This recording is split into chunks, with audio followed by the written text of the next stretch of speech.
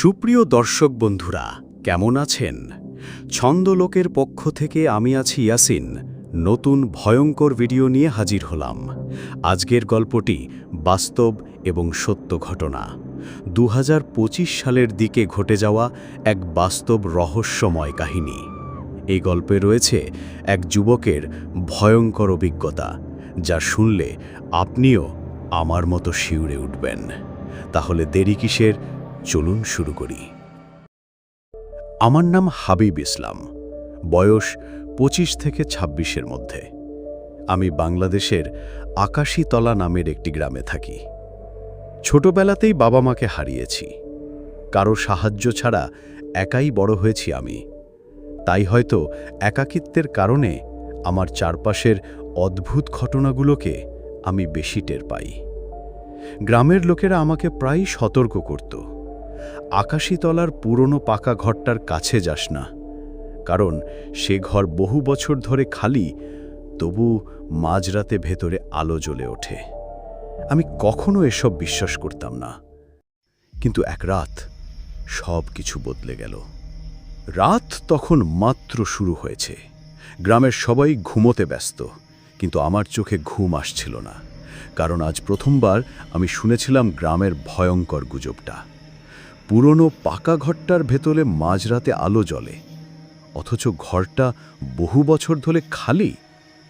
আমি প্রথমে হাসি তামাশা ভেবেছিলাম, কিন্তু সেদিন রাতে জানালার ফাঁক দিয়ে যখন দেখলাম সত্যি সেই ঘর থেকে অদ্ভুত সাদা আলো বেরোচ্ছে, তখন বুক কেঁপে উঠল।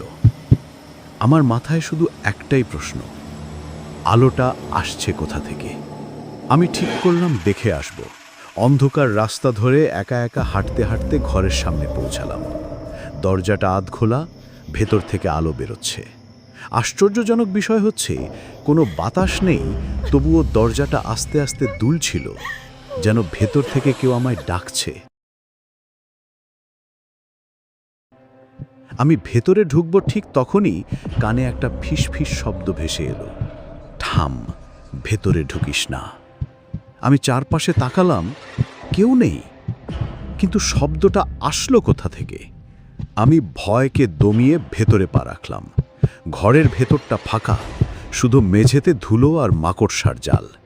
তবুও আলো ঠিক মাঝখান থেকে আসছিল। আমি যখন এগিয়ে গেলাম, মেঝের ধুলোর ওপর হঠাৎ করে একটার পর একটা পায়ের ছাপ দেখা দিতে শুরু করলো। পায়ের ছাপগুলো এগোচ্ছে আর সোজা আমার সামনে এসে থেমে গেল। কিন্তু আশ্চর্য ব্যাপার হচ্ছে, সামনে কেউ নেই, অথচ মেঝেতে ভেজা মাটির দাগ পরিষ্কার। আমি জমে গেলাম।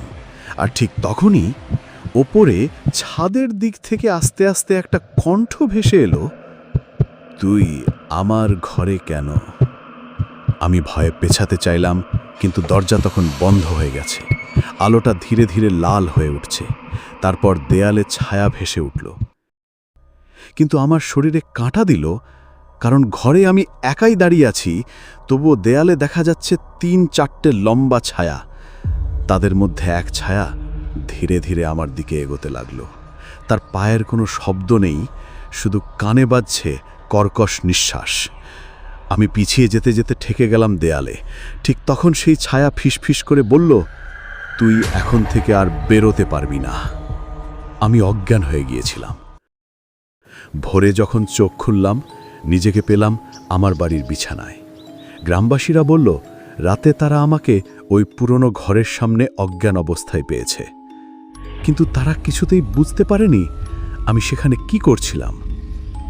আমি অনেক কিছু বলতে চেয়েছিলাম, কিন্তু মুখ খুলতে পারিনি, কারণ সেদিন থেকে আজ পর্যন্ত যখনই আমি কথা বলতে যাই, আমার কণ্ঠ থেকে বের হয় না স্বাভাবিক শব্দ, বরং শোনা যায় সেই একই ফিসফিস আওয়াজ, তুই আমার ঘরে কেন? বন্ধুরা, এভাবেই শেষ হলো আজকের ভয়ঙ্কর বাস্তব গল্প। গল্পটা শুনে আপনার কেমন লাগলো তা অবশ্যই কমেন্টে জানান। যদি হাবিব ইসলামের গল্পটি আপনার ভালো লেগে থাকে, তাহলে কমেন্টে লিখুন হাবিব ইসলাম দ্বিতীয় পাঠ। আর এমন আরও ভয়ঙ্কর গল্প দেখতে চাইলে ছন্দলোক চ্যানেলটি সাবস্ক্রাইব করতে ভুলবেন না। আমি ইয়াসিন আবারও হাজির হব নতুন এক রহস্যময় এবং ভয়ঙ্কর গল্প নিয়ে। ততক্ষণ পর্যন্ত সাবধানে থাকুন, কারণ কে জানে আপনার চারপাশের অন্ধকারেও হয়তো কেউ আপনাকে লক্ষ্য করছে।